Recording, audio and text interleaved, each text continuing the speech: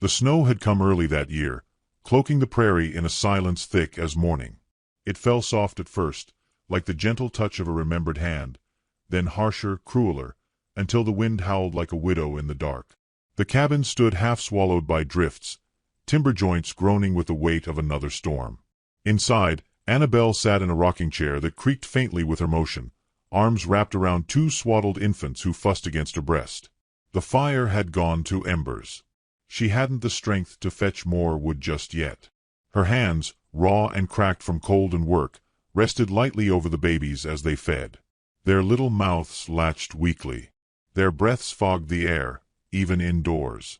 She pulled the blanket higher, tighter, as if she could shield them from the biting wind seeping through the walls, through the very bones of the home her husband had built. Then left. It had been 19 days since Thomas rode out for town. He'd said he'd return before dusk. A simple errand, supplies, a doctor maybe, if one could be spared. 19 days. Anna had counted them by the shifts of light through the frost-rimmed window, by the dwindling pile of beans, by the diapers soaked and washed and dried stiff as bark over the hearth. Each day she had whispered his name, softer and softer, until it no longer felt like a plea but a ritual. By the 12th day, she'd stopped speaking it aloud. The babies, too, had given up crying for long. They whimpered now, like snow melting, quiet, persistent. She hadn't meant to survive this way. A year ago, she taught letters and hymns to frontier children in a one-room chapel with cracked pews. Then Thomas came riding through, all silver words and loud laugh. A charming man with a fine coat and poor prospects, but he had eyes that made her feel like she was seen. Really seen. She hadn't known then how love could turn thin in the wind, how charm could curdle when faced with real weight. He'd praised her strength when they courted, then cursed it after she'd birthed 2 lives into the world with blood and grit and not a cry louder than needed. Twins, no less. A boy and a girl. He hadn't even looked at them properly before riding off. The wind clawed at the window. Anna shifted, her body aching in too many places to count. She moved with care, placing the sleeping twins back into the cradle fashioned from a trunk, lined with torn flannel and pine boughs. The boy, Will, stirred and sighed. The girl, Elsie, didn't move at all. She was the quieter one. Anna feared that sometimes. She pulled on her boots slowly, wrapping strips of burlap around the toes where leather had split. There was still wood out back. She would fetch some before night fell too deep. Before the babies grew cold. Before she grew too still. Each step outside was an effort, her figure nearly erased in the blowing snow. She moved like a woman who had been both buried and born again. The axe waited by the stump, half buried. She pried it free and worked quickly, numbly. Her arms burned. Her breath came in sharp clouds. When she returned, cheeks red as rose hips and fingers clumsy, she found the cradle silent. Her heart stopped. She rushed forward. Then Elsie shifted, a small sound like a sigh through a reed. Anna fell to her knees, sobbing into her sleeve, the woodpile collapsing beside her. The fire was rekindled with trembling hands. She pressed the children close once more, whispering nonsense songs into their hair. The world outside howled. Inside, she kept the flame. Night came down like a curtain. No moon, just shadow and wind and a woman who no longer waited for anything but sunrise. She sat in the rocker again, her body hollow, yet stubbornly alive. She let the memories come because she was too tired to push them away. Thomas on their wedding night, drinking too much, laughing too loud. Promising her a home of her own, far from judgmental townsfolk. Promising they'd never be poor. Promising he'd never leave her, no matter what. Promises that now felt like bits of broken glass buried in her skin. They had come here last spring, riding in a wagon with borrowed wheels. The land was his uncle's, left unused and unloved. Thomas said they'd make it their own. He tried at first, in the way boys try to become men too quickly. Chopped wood, dug a shallow well. When she told him she was with child, he kissed her belly. When she told him it was 2 heartbeats, he drank for 3 days and broke the table with his fist. After the babies came, he had stopped touching her. Stopped looking at her. He'd taken the last horse and left before first light.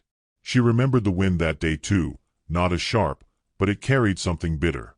Now she knew what it was, leaving. Anna did not cry again.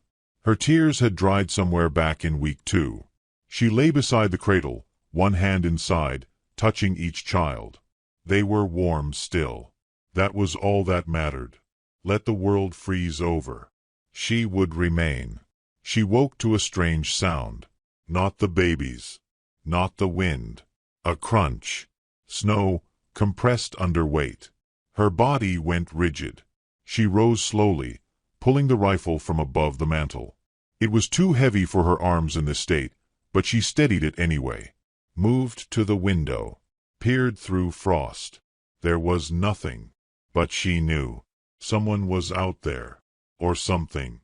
Coyotes had circled once before, but only in the distance. This was closer. Slower. A two-legged kind of tread. She stayed by the window a long time, until the cold bit too deeply through the cracks. She banked the fire higher and held the rifle as she dozed, never truly sleeping. The next morning was worse. The cold had taken another inch of breath. Will had a faint cough. Anna ground what little oats remained into paste, mixing in melted snow. Her strength dwindled faster than the food. She gave more to the children, less to herself. She'd stopped expecting salvation. It was a dangerous thing, expecting. So when she heard the knock, she didn't believe it at first. Not a hard knock. Just one. Like wind might make. Then another. She moved to the door, rifle in hand, body stiff as a plank. She opened it a crack. There stood a man. Snow on his shoulders. Beard frosted. Eyes the color of dusk. A mule stood behind him, quiet as a stone. He didn't speak. Just looked at her. Not with pity. Not with hunger. With something harder to name. She looked back, rifle unmoving. Finally, his voice came, low and rasped. Saw smoke. Figured someone might need help. She said nothing. He set down a small sack. Then turned, walking away. She watched him disappear into the snow. She stood there a long moment before dragging the sack inside. Oats. Dried apples. A clean cloth. She did not know what to make of it. That night, she sat by the fire again, babies bundled in her arms, the fire crackling just a little brighter. She rocked and rocked, her breath steady, her thoughts curling like smoke. She did not know who the man was. She did not know why he'd helped. But for the first time in 19 days, she didn't feel entirely alone. And the snow, though still falling, seemed to land just a little softer. The blizzard did not end. It only shifted, a white breath rolling over the hills, cold as regret and twice as persistent. Days passed in long, bone-deep silences. Anna stopped counting. Time was no longer something she measured by light but by warmth. The warmth of the twins' skin against hers, the faint heat of the hearth, the small sack of food left behind by the stranger. She had not seen him again. The snow buried his footprints before evening fell. She wondered if she had imagined him, if her mind, worn by hunger and fear, had conjured a man from the smoke and frost. But the oats were real. The apples had given the babies a rare color in their cheeks. She did not know his name, only the shape of him, tall, wrapped in a coat faded by long weather, his eyes shadowed with something old and hard. She had been dreaming of wolves before the knock came. That memory clung like smoke. The days after were harder. The children grew restless. Elsie cried for long stretches.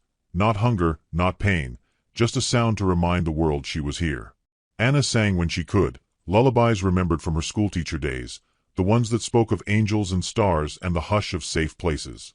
The songs were threadbare things now, barely stitched with hope.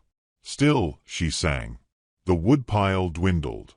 Anna rationed it, letting the fire die in the night and rekindling it with morning frost still on her lashes.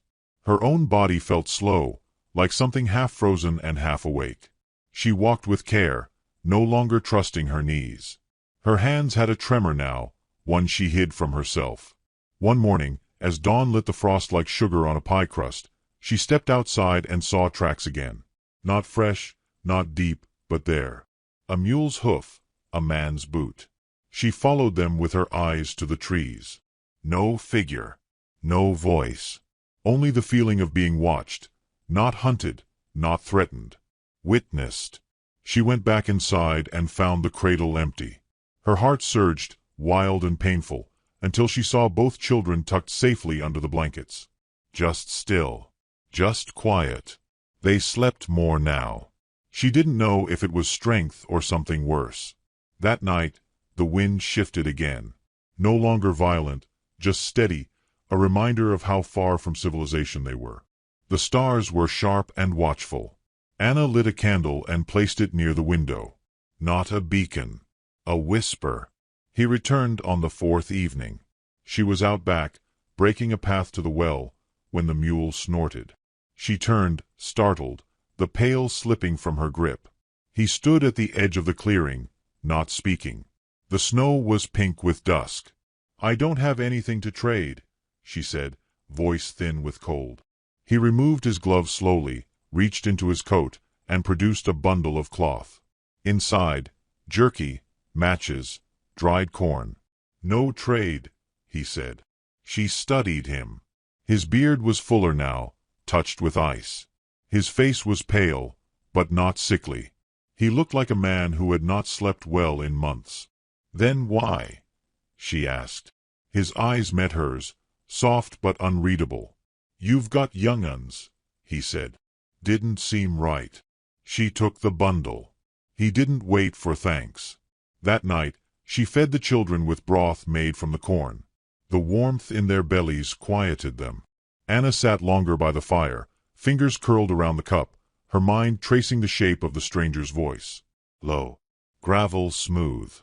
Something about it reminded her of river stones, worn, enduring. In the morning, she found footprints again. He had slept nearby. She hadn't heard him. She watched for him after that, though she did not admit it. Each morning she checked the trees. She left out a bowl of food once, tucked inside a wooden crate near the stump.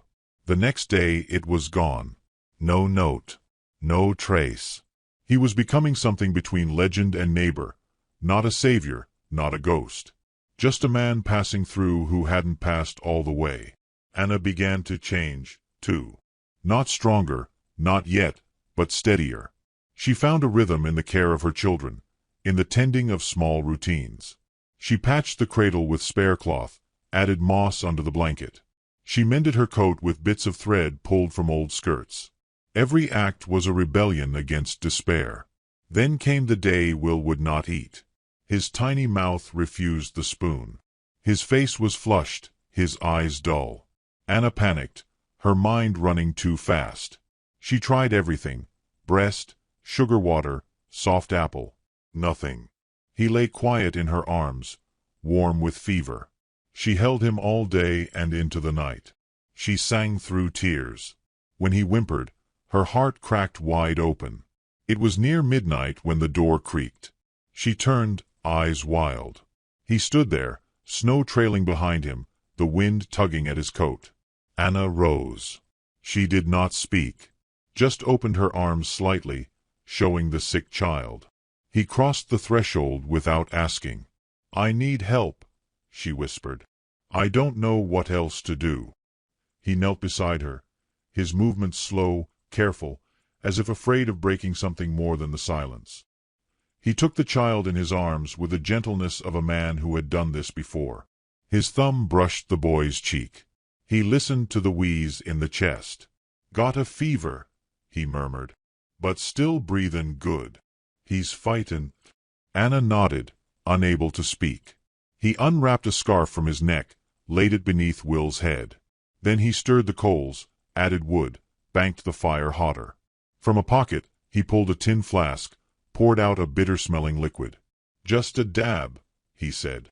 "Rub it on his chest." She obeyed. The scent filled the cabin. Pine, bark, something sharper. The boy stirred, coughed once. A good cough. Anna felt her knees weaken. She sat on the floor, holding Elsie tight. The fire glowed bright and steady. The man did not speak again that night. He watched over the cradle until dawn, then rose, stretched, and went to the door. "Will you come back?" she asked. He looked at her, and something in his face softened. Not quite a smile, but near enough. "Reckon I will," he said. After he left, Anna sat in the morning light and wept. Not from fear. Not from grief. From something she hadn't felt in a long time. Not safety, but the idea of it. She learned his name the next time he came. He brought flour, dried berries, a shirt for the boy. When she asked, he said simply, "Elias."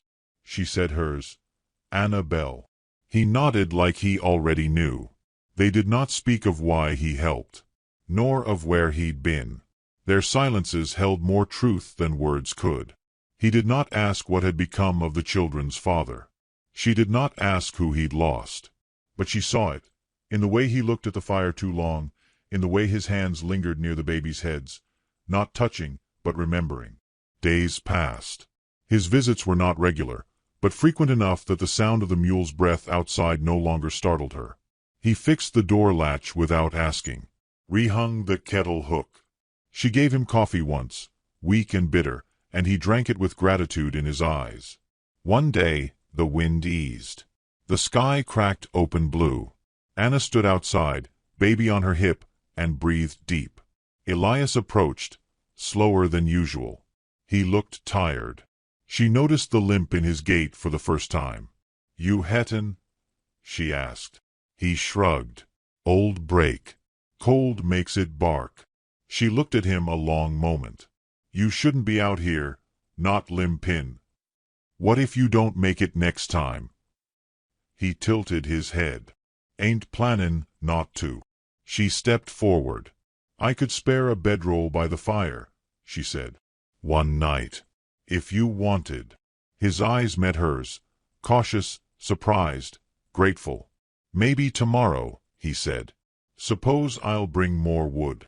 That night, she watched the fire longer than usual. She whispered stories to the twins about men who kept their word and women who stood through storms. About kindness that arrived quiet, wrapped in snow. Elsie slept first. Will followed, stronger now. Anna looked out the window. The snow still fell, but slower now, drifting like feathers instead of knives. And somewhere beyond the dark trees, she knew Elias was still watching the smoke. The cold eased its grip, but only by degrees. It was the kind of winter that never truly lifted, only softened around the edges, like a wound scabbing over.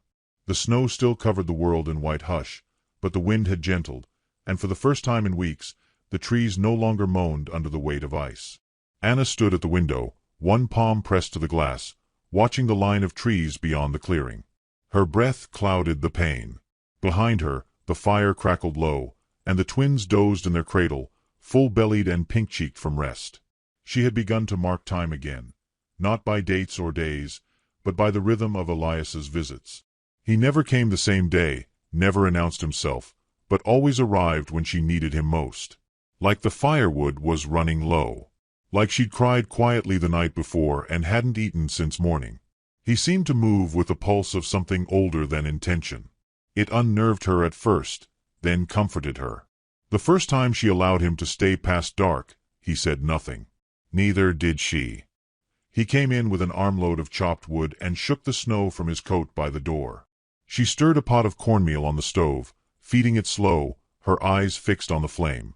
"You'll sleep here tonight," she said, voice steady, not offering, not asking. He glanced at the cradle, then back to her, nodded once. "I'll bed down by the fire," he said, already unwinding his scarf. She handed him a folded quilt without comment. Her fingers brushed his. A flicker passed between them, not heat, not cold. Recognition. The night passed quiet. She woke once to the baby's stirring, and in the fire's light, she saw Elias sitting up, elbows on knees, eyes watching the orange glow as if it might speak some long-lost answer. He didn't see her watching. She didn't speak. In the morning, she found coffee already brewed, firewood stacked near the hearth, and Elias stepping outside to feed the mule. He moved with a quiet familiarity now, not as a guest, not as a man seeking thanks, but as someone who understood the shape of a life half held together and chose to hold it too. That morning, When she poured the last of the cornmeal into the pot, he noticed. "You're near out," he said. She nodded. "I've been stretching it thin. I'll ride to Cutter's Ridge. It's 2 days each way. You don't have to." He looked at her then, long and quiet. "I know." When he left, Anna stood in the doorway longer than she meant to, watching the mule's ears flick as it disappeared into the snowbound trees. She felt the cold bite her skin, but deeper than that, she felt something tug inside her, a thread connecting her to the man who walked away, but not out of her life. The days that followed stretched like tightrope. She rationed food with precision, boiled water twice, and chewed dried berries slower than necessary to trick her stomach into fullness. The babies grew fussy.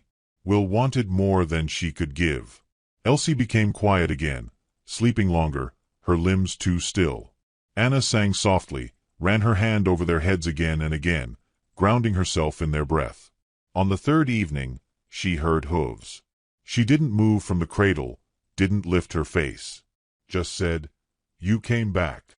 Elias's voice answered from the door. "Told you I would." She turned then. He stood covered in snow, shoulders heavy from a full pack. He moved to the table and set it down without ceremony. Flour, beans, dried apples, salt, a tin of honey, 3 candles, and a little cloth doll with button eyes. "For Elsie," he said. Anna blinked, eyes burning. "I didn't ask for any of this." "I know," he said again. That night, they shared soup thickened with beans and sweetened with honey. Elias said little, but his presence filled the room in a way that did not press or pull. Just existed. Anna found herself watching his hands. They were strong, rough-skinned, but moved gently, deliberately. He cradled the doll once before setting it near Elsie's head. Later, when both children were sleeping, she asked the question that had circled her mind for days. "Did you have a child?" Elias didn't look at her. His gaze rested on the fire. "I did." She waited. He didn't continue. Anna leaned back, drawing the shawl tighter around her shoulders. "I'm sorry," she said softly. He nodded. "So was I." They didn't speak again that night, but something between them settled. Not closer. Not yet. But steadier. Like 2 pieces of driftwood bumping along the same current, not tethered, not joined, but traveling beside each other just the same. In the days that followed, Elias became a fixture in the cabin. Not a guest, not a resident, just a man who made space for her burdens. He carried water without being asked. He fixed the creaking hinge on the cradle. He patched a hole in the roof with tar cloth and nails from his own saddlebag. Anna didn't thank him with words. She didn't need to. Instead, she made him coffee before he woke. She mended the button on his coat. She wrapped a biscuit in cloth and tucked it into his hand when he stepped outside. They began to share silence like a meal. One afternoon, as the sun filtered through the cloud bank like a soft candle glow, Anna sat beside the cradle sewing a new lining for the baby quilt. Elias carved something at the table, his knife steady, his brow furrowed. "You don't talk much," she said. He looked up. "Neither do you." She smiled. "The smallest thing. But it stayed." "You always been like that?" "Not always," he said. "Grief took my words. Took most things. I know how that feels." He nodded. "What happened to her?" Anna asked, barely a whisper. Elias didn't answer at first. The knife stilled in his hand. He looked toward the window, toward the place beyond trees where nothing but winter lived. "River swelled," he said finally. "Came fast. Wasn't supposed to rain that much." His voice broke like thin ice. "My wife and little girl. I was fixing fence. Came back too late." Anna's eyes filled. "I'm so sorry." He didn't meet her gaze. "Ain't your sorrow to carry." "But it matters," she said. "What you lost." He stood then, walked to the fire, placed another log. "I ain't been in a home since," he said. She rose, crossed to stand beside him. "This one's not whole," she said. "But it's warm," he replied. Neither spoke for a long while. But when he turned, his fingers brushed hers. Not accident. Not presumption. Contact. Small. Brave. The next morning, she found the carving on the mantel. A tiny wooden cradle, smooth and simple, the grain of the wood shining. She said nothing, just touched it and breathed. One evening, a knock came loud and harsh. Elias reached the door first, body tensed, hand hovering near the rifle. A man stood outside. Rough beard. Bitter eyes. Dust-coated hat. "You Annabelle?" She stepped beside Elias. "I am." The man spat to the side.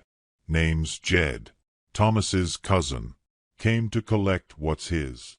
Anna didn't flinch. "Thomas is gone. This is my land now." Jed laughed. "Ugly sound. He said he'd be back. Told me so. These brats his." Anna stepped forward, chin high. "They're mine. And you got no claim." Jed's gaze flicked to Elias. "Who's this?" "New bed warmer." Elias didn't move, but something sharp lit behind his eyes. "I'm the one who'll bury you if you try to take what ain't yours," he said. Jed studied him. Something in the way Elias stood, quiet, sure, unsettled him. He spit again. "I'll be back," he muttered. "With paper and men." Anna waited until he was gone before she turned. "He'll come again." Elias nodded. "Let him." She looked at him, her voice tight. "I won't leave. You won't have to." She sat that night by the fire, both children asleep, the wind rising outside once more. Elias poured her tea, hands steady, eyes watchful. "You don't need to fight this alone," he said. She looked at him. "I don't know how not to." "Then I'll remind you." In that moment, she believed him. The storm outside wailed, but inside it was warm. A place of quiet, of survival, of beginning. And between them, something more than silence began to take root. The days had grown longer. Not by much, but enough for Anna to notice the way the sun lingered on the horizon now, casting gold instead of gray. The snow no longer fell in sheets but in soft, scattered flurries. Icicles dripped steadily from the roof's edge, and beneath them, a small patch of earth had begun to show. Brown, damp, and stubborn, it reminded her of her own heart. Inside the cabin, the rhythm of life had settled into something less fragile. Anna rose before the babies stirred, fed the fire with practiced grace, boiled water, and prepared a thin breakfast of whatever Elias had managed to trade or trap. He brought a hare once, and she stewed it slow with onions and wild herbs. Another time, he returned with flour wrapped in canvas and a wedge of hard cheese. Each arrival was wordless proof that he'd come back, not out of obligation, but choice. Elias no longer slept by the fire only. Anna had made up a bedroll on the far side of the room, beside the shelves where she kept the children's clothes. He never overstepped, never touched what wasn't his, but each evening his presence grew less like a visitor's and more like a piece of the place. One morning, she caught him humming. Just a low, tuneless sound as he repaired the latch on the barn door. It made her pause in the act of hanging laundry. He looked up, startled, as if he'd revealed too much. "I used to sing," he said quietly, "back when my girl was little. Mostly to put her to sleep." Anna smiled, soft and real. She must have felt safe. He didn't answer, but she saw it in his eyes, that grief that never left, only stepped aside now and then to let other things breathe. She walked to him, pressing a button into his palm. "It came off your coat," she said. He turned it over like it was something precious. Their hands touched. He didn't let go right away. That night, after the children were fed and sleeping, she stepped outside to breathe the clean dusk air. Elias followed. They stood side by side, the porch creaking beneath their boots. The sky was pink-streaked, stars just beginning to pierce the veil. "I forgot what color looked like," she murmured. He nodded slowly. "Been gray a long while." They didn't touch, but the space between them thinned. "I used to be a teacher," she said after a while. "Taught out of a church school. Loved it. I thought I'd always be there in town, surrounded by books and children's voices. What happened? I married Thomas," she said simply. He had dreams. Said we could have a place of our own. I wanted to believe in something wild. And now, she glanced back at the glow inside the cabin. Now I believe in what stays. Elias looked at her with a depth that made her breath catch. And do you believe I'll stay? She didn't answer right away. I believe you've already chosen to, she said. Every day you show up, it tells me so. He stepped closer. Not imposing, just present. Solid. Warm. Anna, he said, her name soft on his tongue, like something sacred. She looked up. You saved more than the children, she whispered. You brought the world back in pieces. He raised his hand, hesitant. She leaned into it as his fingers brushed her cheek. I ain't whole, he said. And I won't ask you for anything you can't give. I'm not whole either, she replied. But I'm learning to feel again. Their foreheads touched, just lightly. No kiss. Just breath and silence and something blooming unseen. The next day brought trouble. A rider came at noon, a different man than before, grizzled, mean-eyed, with a badge pinned to his coat and a sneer already forming. Said I was sent by Jed. Claims this property's under dispute. Belongs to the Hayes family. Anna stood in the doorway, arms crossed. Elias was by her side, silent and steady. This land was never lawfully filed, the man said. Could be repossessed. Could be cleared if deemed abandoned. Anna's voice didn't waver. It's not abandoned. I live here. With my children. And this home was built by my own hands. The man looked past her at Elias. You her husband? No, Elias answered calmly. But I stand with her. The officer spit on the ground. Then you'd better prepare for legal company. Jed's got money now. He'll come back with documents. When he rode off, Anna closed the door and pressed her back to it. I won't lose this place, she said. You won't, Elias replied. But she could see the strain in his face. That evening, she found him pacing near the woodpile, fists clenched. She approached him quietly, touched his arm. What are you thinking? He exhaled. Thinking how men use paper to steal what they can't earn. Thinking how I've already lost one family. Won't lose another. Her breath caught. Is that what we are? He turned to her, eyes open, raw. You are. The truth of it sat between them, unadorned. She didn't pull away. I never thought I'd feel this again, she said. Not love, not hope. You don't have to say it back. But I want to. He watched her carefully, like she was a storm he didn't want to spook.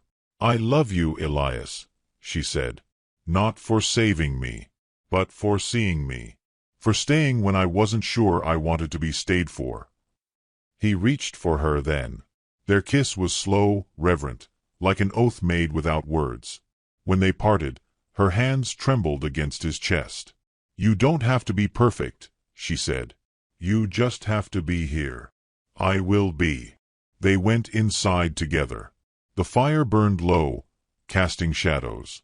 The cradle creaked softly as Will shifted in sleep. Elsie stirred but didn't wake. Elias knelt beside them, touching each child's hand. I never got to watch mine grow, he whispered. But maybe now I can help these two find their way. You already are. In the morning, they began to prepare, not just for winter's return, but for the man they knew would come back.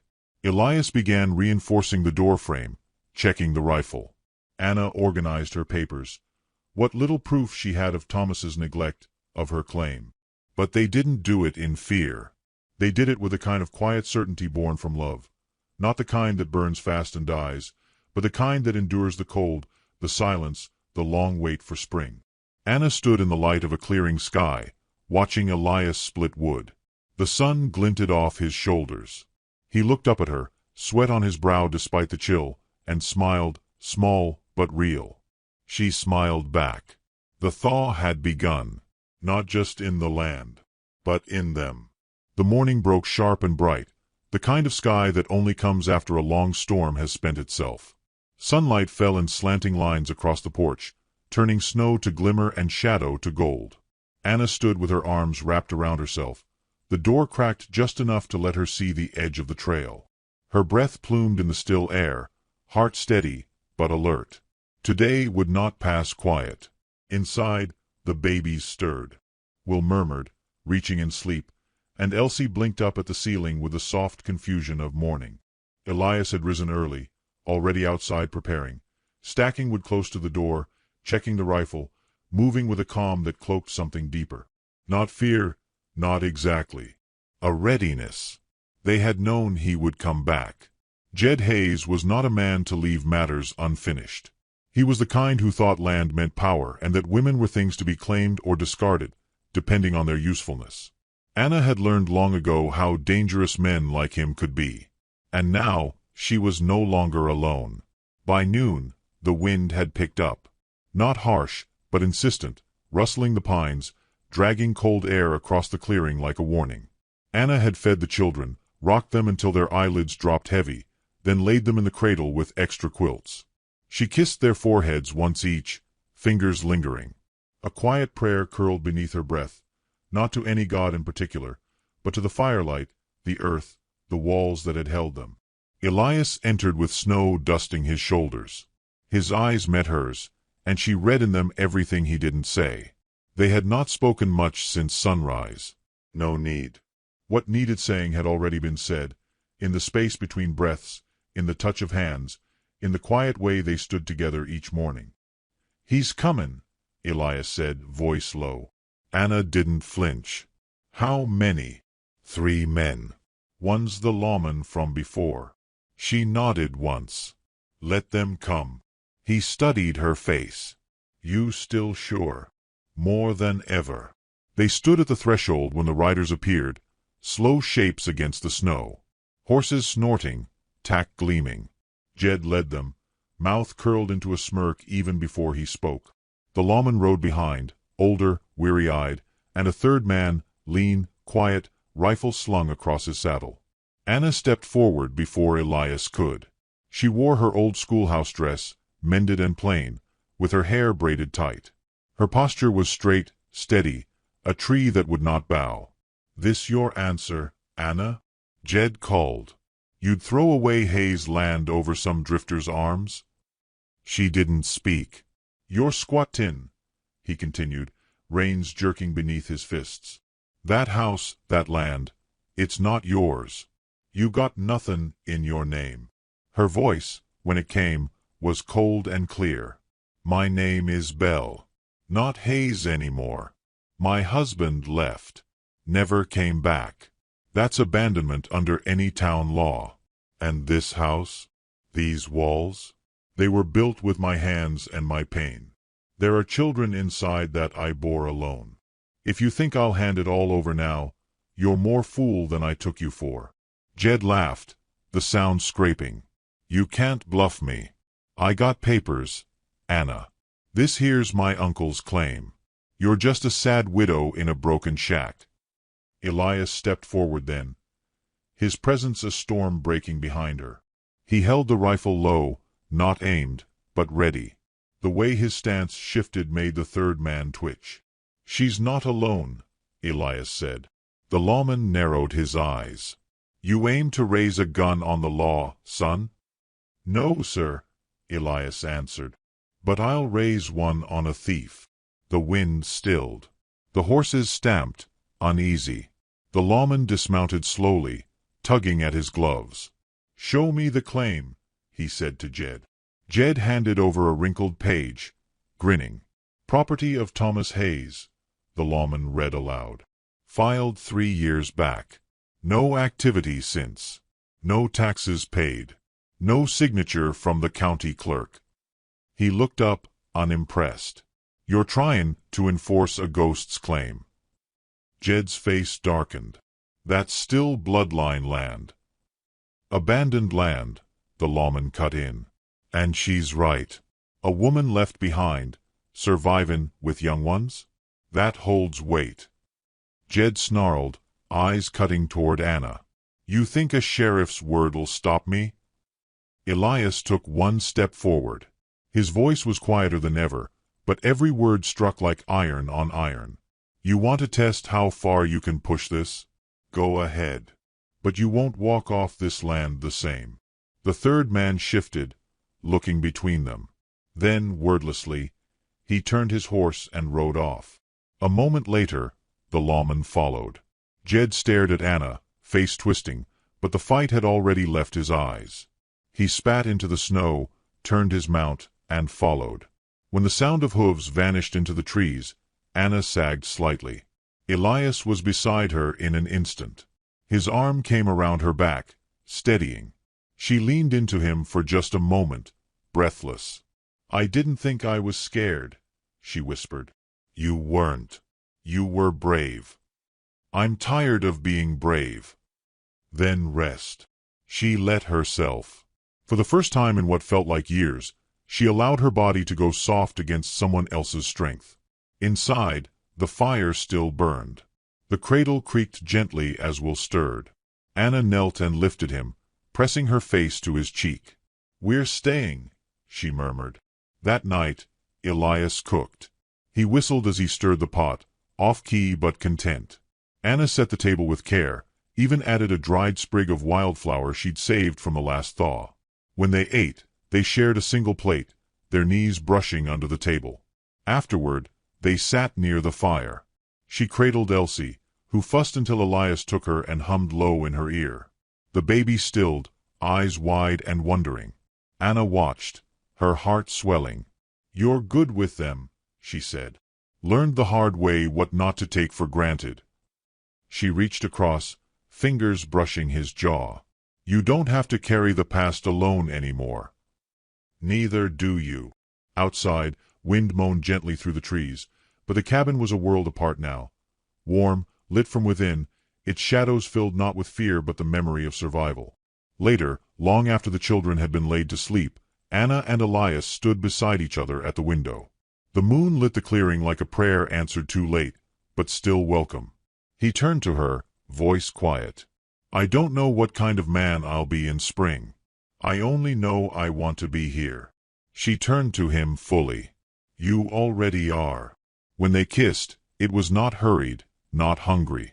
It was slow and certain, the kind of kiss that says I'm not going anywhere. And he didn't. The days after felt different.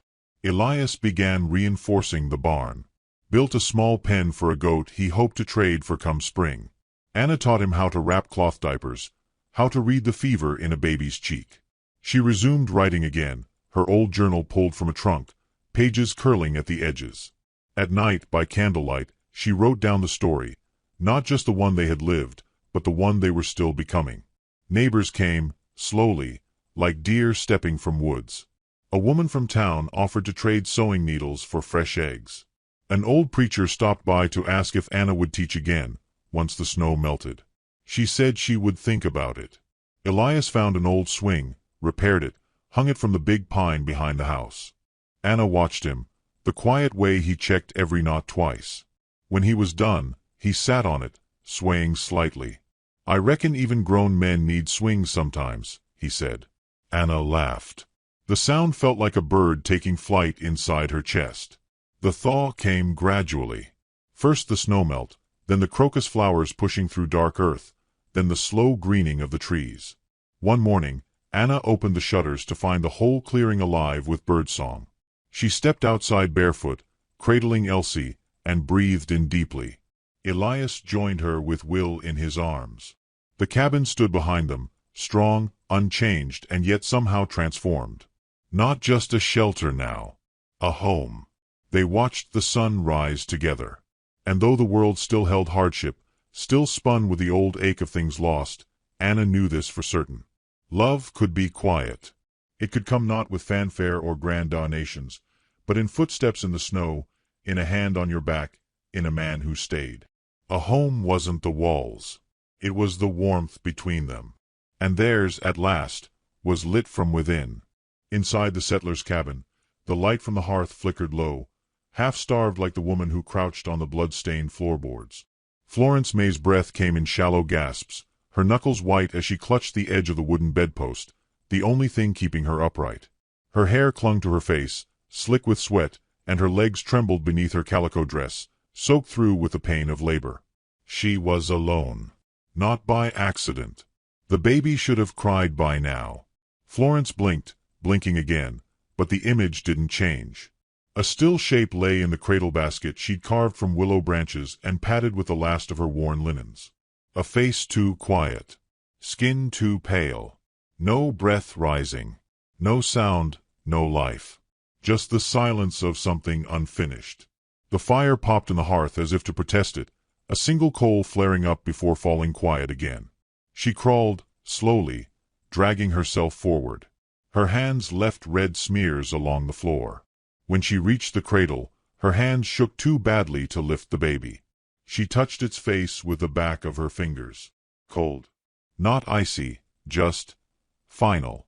A soft sound escaped her lips. Not quite a word. Not a cry either. Just something broken, unformed, like the child who would never open its eyes. Outside, the snow began to fall harder. The cabin door creaked open. Evan Broderick stepped in, smelling of tobacco and wet leather, snowflakes caught in his beard. He paused only a second to take in the sight, the cradle, the blood, the woman on her knees.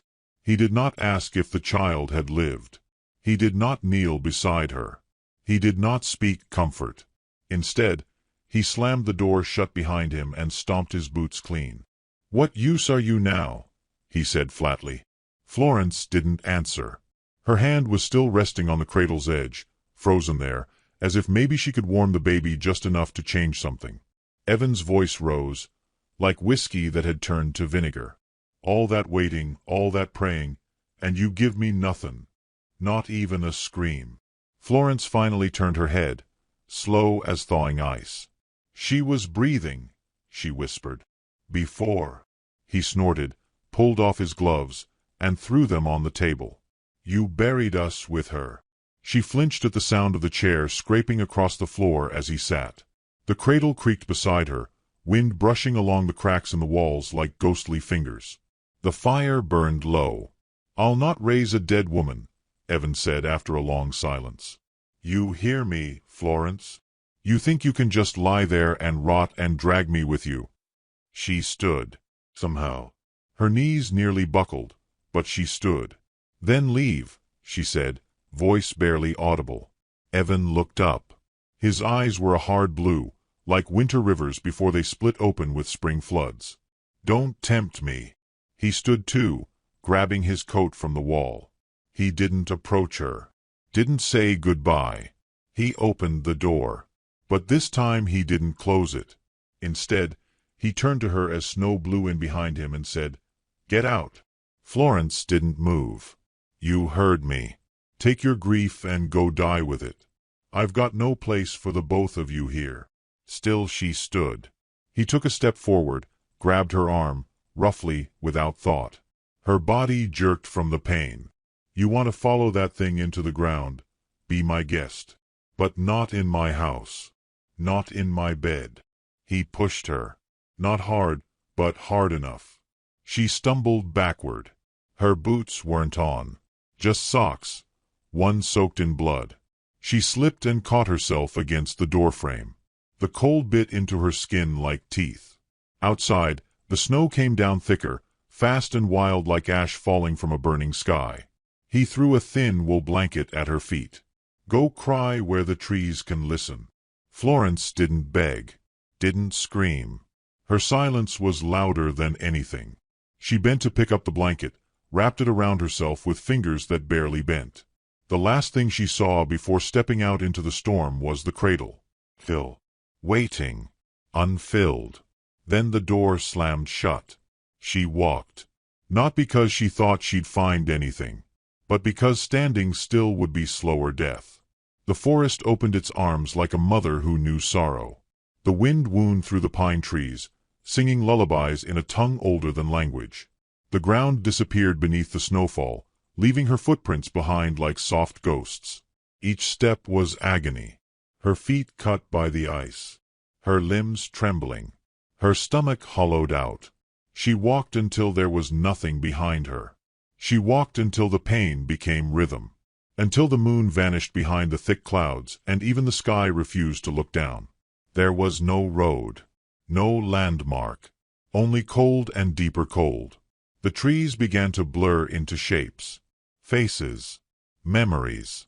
Evan shouting, the baby not crying, her mama's voice when she was small, a lullaby about stars and shadows.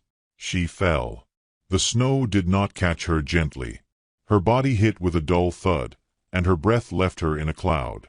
She stayed there, blanketed, as if the earth was tucking her in. So this was it. The white sky above her spun slowly, like the inside of a snow globe tipped by careless hands. She smiled, just barely. Then her eyes closed, and the snow kept falling. Somewhere, not far off, a raven called. A figure stepped out from the trees. Slow, tall, a blanket wrapped around his shoulders. The wind moved around him, not through him. He said nothing at first. He just watched her. And then he moved. He knelt. 2 hands, weathered, brown, gentle, brushed snow from her cheek. He touched her wrist. Still warm. The man looked up at the sky as if asking something silently. Then he lifted her in his arms like she weighed less than the grief that had held her down. And he walked. No words. Only footfalls in snow, fading into the pines. The cradle back in the cabin rocked once. And stopped. The world returned in fragments. Warmth first, then weight. Florence's eyelids fluttered open, though it felt like lifting stones. The sky was no longer above her, but timber. Smooth, hand-hewn beams. The scent of cedar wrapped around her like an old lullaby. Somewhere nearby, a fire crackled, low and steady, its light casting gentle shadows that moved like memory across the cabin walls. She didn't remember being carried. She didn't remember being saved. She only knew she wasn't cold anymore. A wool blanket cocooned her, thick and soft with a hand-woven texture. Her hands, pale and cracked, peeked out, resting against her belly. Her feet, washed, wrapped, and tucked beside a kettle of warm stones, throbbed faintly, like a reminder that she still lived. A figure sat across from her, near the hearth. Quiet. Watching, but not imposing. His profile was strong but solemn, carved like something out of earth and sky rather than flesh. He stirred something in the pot that steamed faintly, and when he noticed her eyes open, he gave a single, slow nod. "You lived," he said. His voice was deep, measured, not surprised, not relieved, as if the trees had told him she would. Florence tried to speak, but her throat rasped with dryness. He stood, crossed the room in 2 strides, and brought a carved wooden bowl to her lips. It held warm broth, thin, clear, but rich with something she couldn't place. She drank, and her eyes filled with tears that had nothing to do with pain. He didn't ask her name, didn't ask what had happened, didn't touch her again. When she finished the bowl, he set it aside and pulled a folded piece of hide from the bench beside her. He laid it in her lap, a pair of soft deerskin moccasins stitched by hand. "For your feet," he said, then returned to the fire. Florence whispered a thank you. He didn't reply, but his shoulders loosened just slightly. She slept again, and woke to snow falling softly against the window. She could hear the groan of the wind as it moved between the pines outside, like breath through bone. For the first time in what felt like years, she wasn't afraid of the dark. Over the next days, or maybe it was just one long day split by sleep, she learned his rhythm. He was a man of few movements and fewer words. He rose early, fed the horse, fetched water from the stream, then carved or stitched or sat beside the fire. His presence filled the cabin without demanding space. He didn't look at her often, but when he did, his gaze never lingered too long. Respectful. Detached, but not unkind. She found her voice slowly, first with soft thanks, then with questions. "What's your name?" she asked one morning, her voice still brittle as old parchment. "Tasani," he said, then returned to grinding herbs in a stone bowl. She rolled the name across her tongue. It felt like something solid, grounded, a name that belonged to the earth itself. "You saved me," she murmured. "I heard the forest cry," he replied. "The wind does not scream for nothing." It was not an answer she understood, not fully, but it warmed something buried in her chest. By the fourth day, she could walk without help, only to the threshold, where she sat wrapped in a shawl and stared at the woods. The snow was gentler now, falling in quiet sheets like a curtain of feathers. The trees stood tall and still, guardians of something sacred. She began to speak to them, not with words, but with the way her shoulders eased when she breathed deep, when her bare hands touched the wood frame of the doorway, when she hummed lullabies to the emptiness. The trees knew her name, somehow, before she even remembered it herself. "Florence," she said aloud one morning. "My name is Florence May." Tasani, who was splitting wood, paused only a moment before returning to his rhythm. The silence between them was no longer distance. It was something gentler, space, like soil gives to roots. He taught her how to dry meat, how to steep spruce tips for tea, how to use crushed willow bark for pain. She watched him work in quiet wonder. Everything he did was careful, deliberate, respectful. Even when he hunted, it was with grace. He apologized to the animal before he took its life, whispered words in a language she didn't know. When she asked about it, he only said, "The land listens." So I answer. One night, the wind howled louder than before. It rattled the shutters and snuffed the flame in the lantern. Florence jolted awake, heart racing, but Tasani was already near the hearth, feeding the fire back to life. She sat up, watching him. His face was lit orange gold, his eyes shadowed with thought. "Do you ever feel haunted?" she asked. He stirred the embers. "All who walk long enough feel followed," he said. "But not all shadows mean to harm us." She didn't respond, but she pulled her blanket tighter. Not for warmth, for memory. Later, after they both fell silent again, she whispered, "I had a daughter." Tasani looked up. "She never cried," Florence continued, voice cracking like frost underfoot. "She came too quiet, too still. I waited. But nothing." He didn't interrupt. She reached for the locket around her neck, small, silver, now tarnished with time. Inside it, pressed like a prayer, was a lock of downy hair and a name etched in tiny letters. Juniper. Tasani nodded slowly, almost reverently. "I will remember her name," he said. The tears that followed came silent and fierce. But they felt different this time, less like drowning, more like thaw.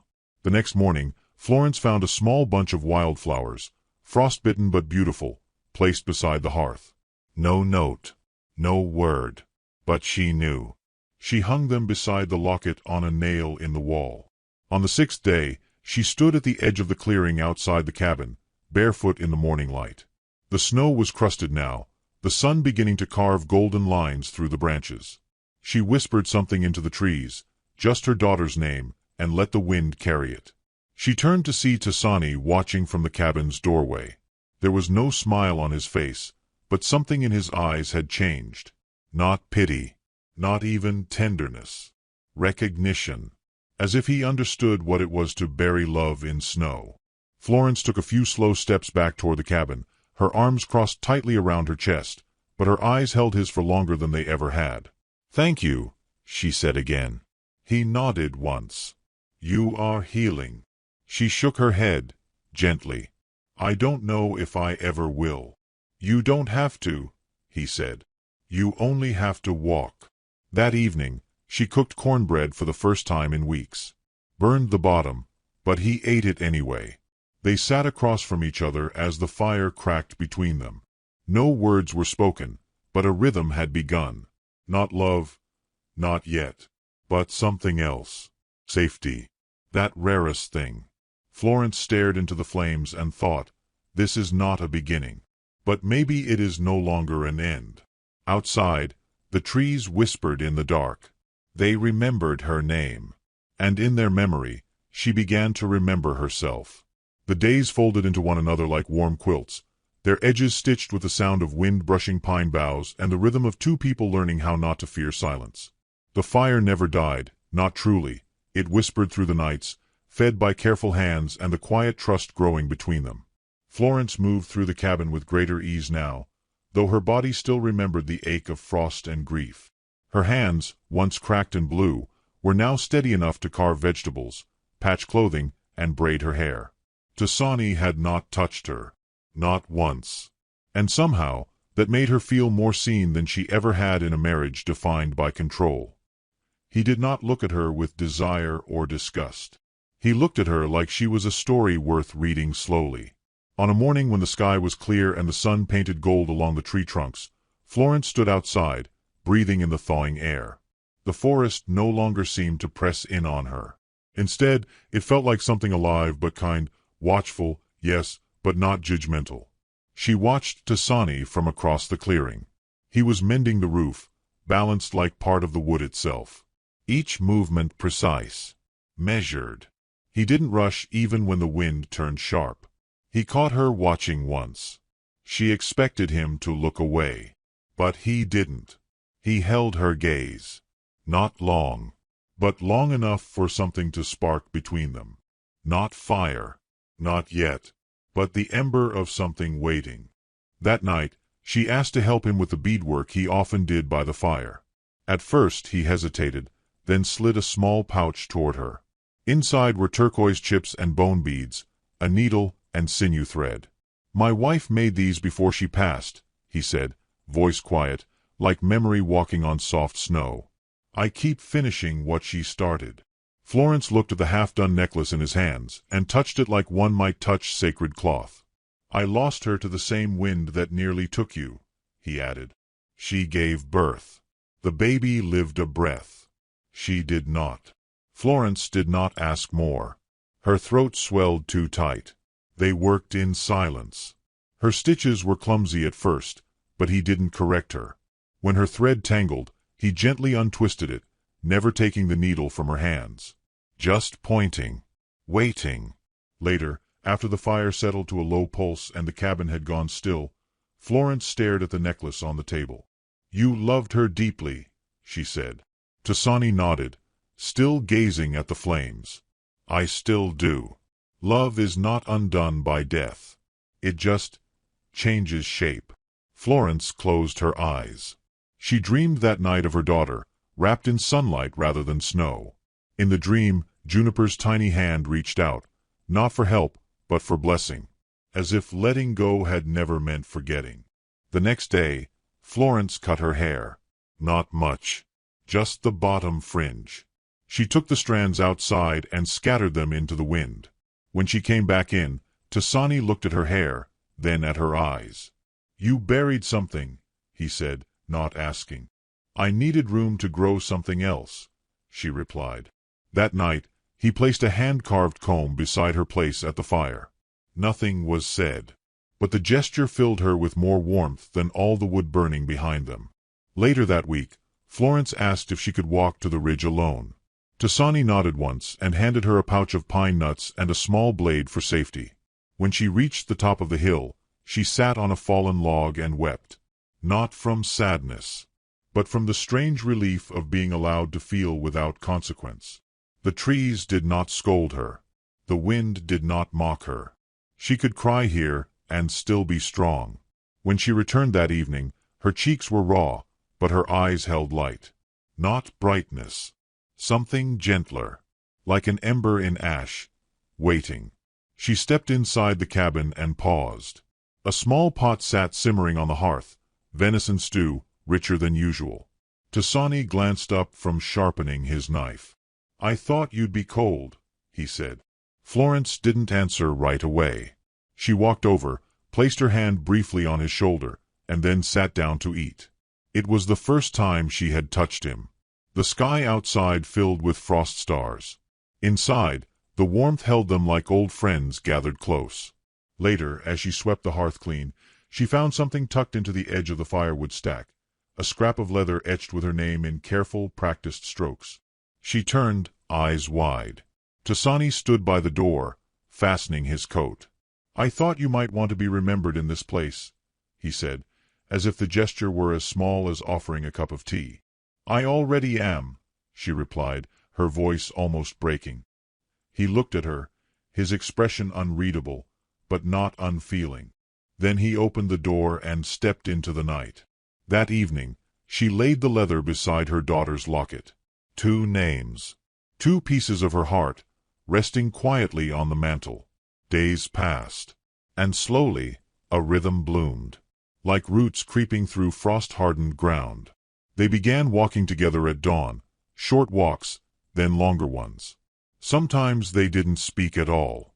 Sometimes they shared stories so old they tasted like dust and firelight. She told him about her mother's songs, about Evan's cruelty, about the shame of staying and the fear of leaving. He told her about his father's horse, about the first time he made fire alone in the woods, about the wife who never complained, even when death circled like a hawk. "You speak of her with love, not sorrow," Florence said one morning. "I have room for both," he answered. That night, she laid 2 mugs of spruce tea before them. Her hands shook only slightly as she sat beside him. "I have room for both, too," she said quietly. His hand, slow and steady, reached across the table and rested near hers. Not touching, just waiting. She moved her fingers, let them rest atop his. A simple thing, but it felt like lighting a lantern in the middle of a long winter road. Later, they sat by the fire, her head resting against the edge of his shoulder, not fully leaning, just touching. She asked what her name sounded like in his language. He thought a long time before answering. "I would call you Azzie Najoni," he said softly. "Beautiful woman." She smiled, tears catching at the corners of her lashes. "No one's called me beautiful since before I was a bride." He didn't reply, but his silence held more honesty than any flattery ever could. Outside, the snow softened into rain. Inside, the fire breathed gently.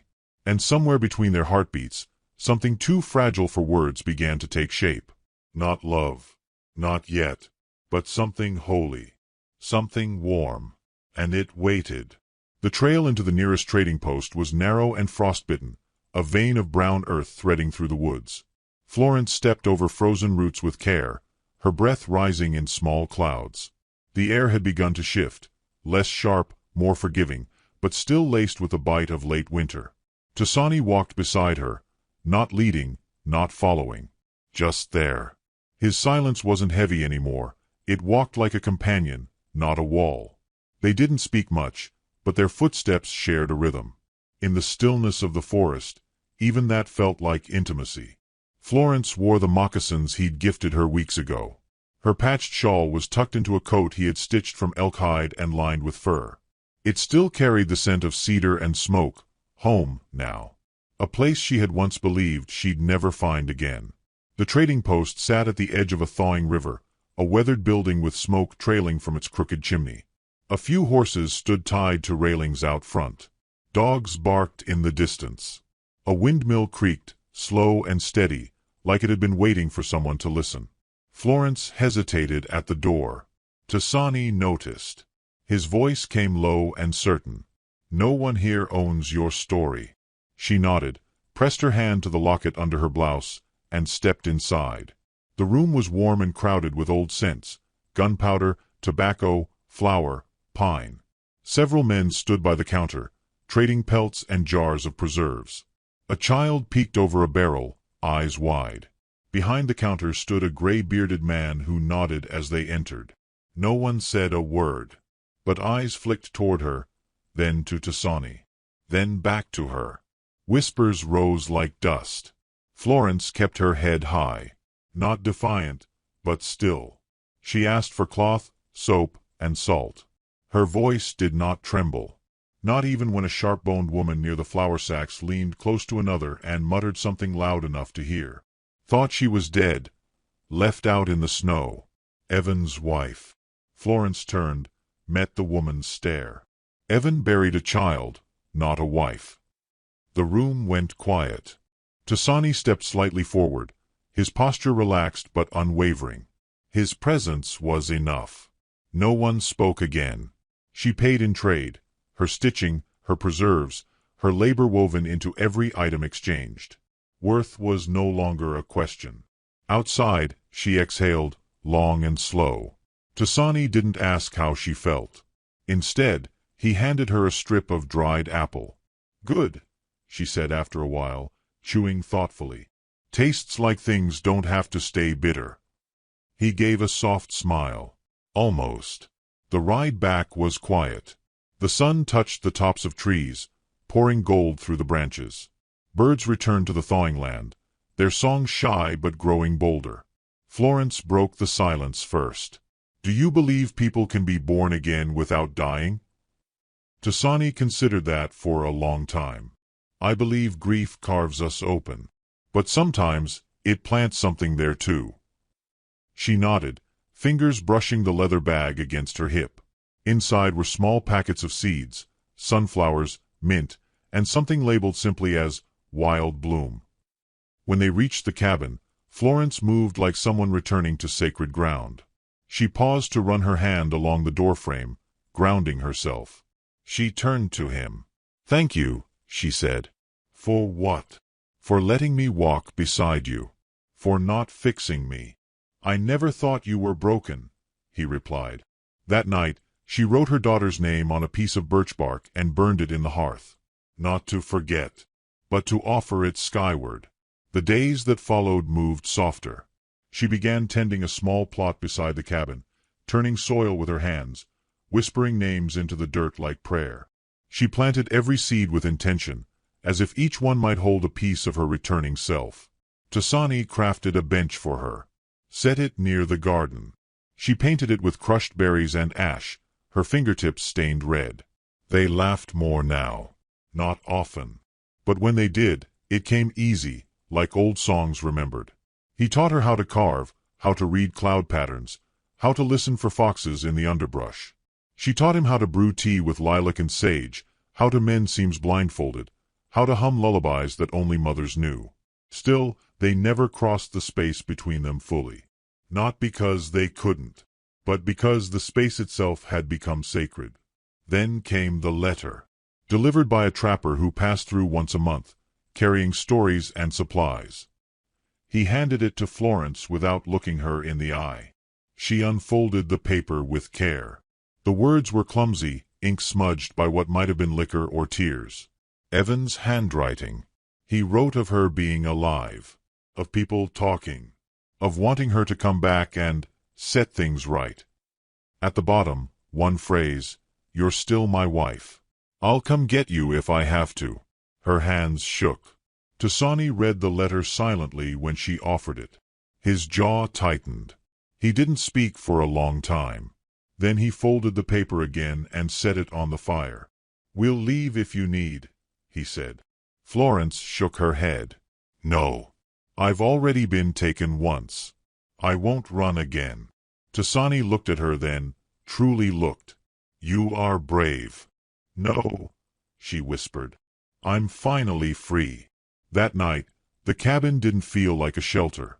It felt like a fortress of quiet strength. The fire burned high. The wind tried to claw at the windows, but it found no fear to feed on. They sat side by side. Florence's hand reached across the space and rested on his.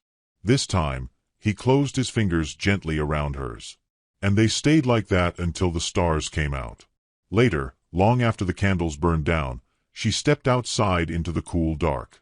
The moonlight spilled across the clearing, silvering the earth. She turned her face to the sky. Behind her, Tasani stood at the door, silent as ever. But she felt him there, like the ground feels the promise of rain before it falls. He walked beside her, even in shadow. And the stars above whispered nothing, content to watch. The fire inside waited, steady. The snow returned in one final gasp before spring, blanketing the earth in a soft hush that whispered of endings. It came down in the early morning, swallowing tracks, muffling birdsong, and quieting even the wind.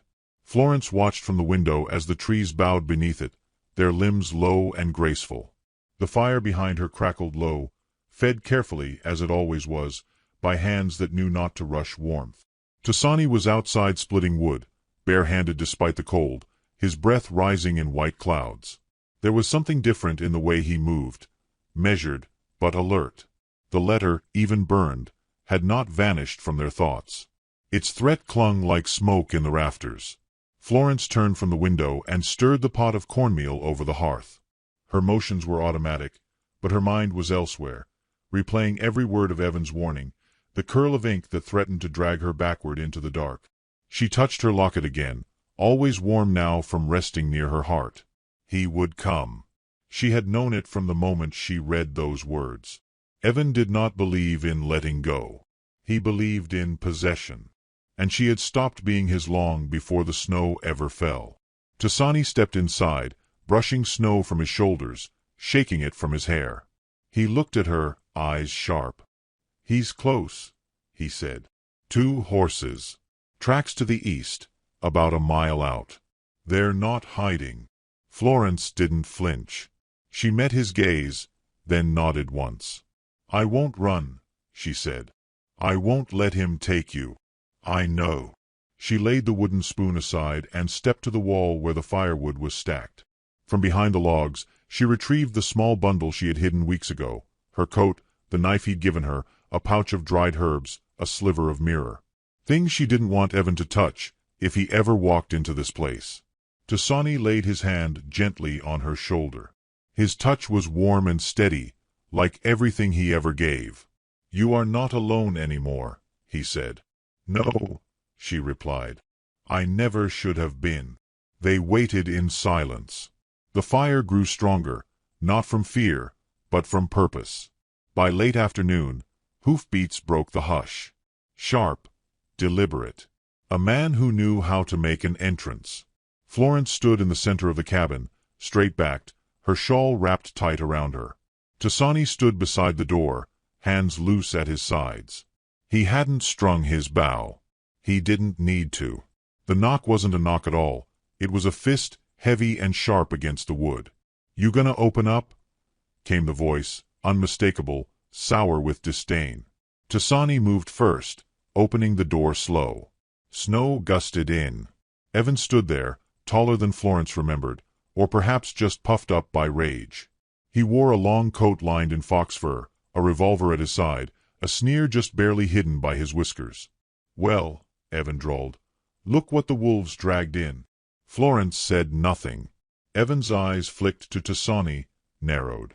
"This your new savior?" he spat. "You out here playing wild woman now?" Tasani didn't speak. He didn't move. But the stillness in him was louder than any threat. "I came to take my wife home," Evan continued, stepping past the threshold. "And don't think I won't go through you to do it." Florence stepped forward. "I am not your wife," she said, voice low but steady. "You buried that woman. Left her in the snow. And she died." "You were hysterical," Evan snapped. "That baby," he caught himself, glanced at the fire. "You've gone soft. Come back before you start thinking this is real." Florence reached beneath her shawl and pulled out the locket. She held it out, not to give to him, but to show him. She was real. Juniper. And I'm done letting her be a ghost for your pride. Evan's face flushed. "Don't test me, Florence." "She's not," Tasani said, his voice like granite ground smooth by river water. "She's choosing." Evan's hand went to his pistol. Tasani didn't move. Florence stepped between them. "You want to shoot someone? Then shoot me," she said. "But know this, there's no one left to fear you. You don't own me, Evan. You never did. You just held the door shut and called it love." He froze. The wind howled against the cabin, a low wail through the trees. Evan's hand trembled. "I lost everything," he whispered. "You were all I had." "You never wanted me," Florence said softly. "You wanted silence. Obedience. You wanted someone to hurt quieter than you did." She reached out and pushed the gun down with one finger. "And now you want her back. But she's ash. And you can't warm yourself on what you burned."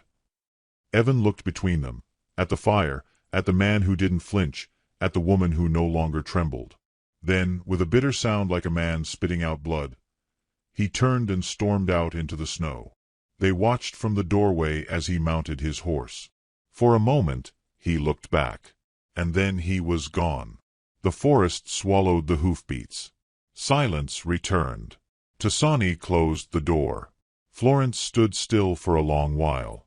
Then she sank to her knees beside the hearth, pressing her hands to the floor. Not in collapse. In gratitude. She whispered a name. Not Evan's. Juniper's. And then her own. "I'm still here," she said, a breath more than a deflorenciation. Tasani knelt beside her, his hand resting lightly on her back. Spring came that night. Not all at once. But it began. The snow melted slower than it had fallen. Birds sang with cautious hope. Buds trembled on the branches. And in the small garden Florence had carved into the earth with her bare hands, a single green shoot broke through the soil. She planted more. Rows of them. Sunflowers. Mint. Wild bloom. Tasani built a new fence, his hands steady as ever. Together, they sanded a cradle. Not because they needed one, but because Florence wanted to remember love in its beginning form. They hung wind chimes made of old silver spoons, and their song carried through the trees like laughter. One day, Florence returned from the riverbank with her skirt wet to the knees, her hands full of wild violets. She found Tasani carving names into a plank of wood. Juniper. Azze Nijoni. And his own. He didn't ask permission. He simply handed her the blade. Florence added one more word. That night, they sat on the bench beside the garden, fingers loosely laced, fireflies floating around them like stars learning how to walk the earth. No words were needed. The fire inside the cabin still burned. But now, it was fed not by survival. By choice. By presence. By the long, slow truth of healing. Ashes melted the snow. And in the thaw, something sacred bloomed.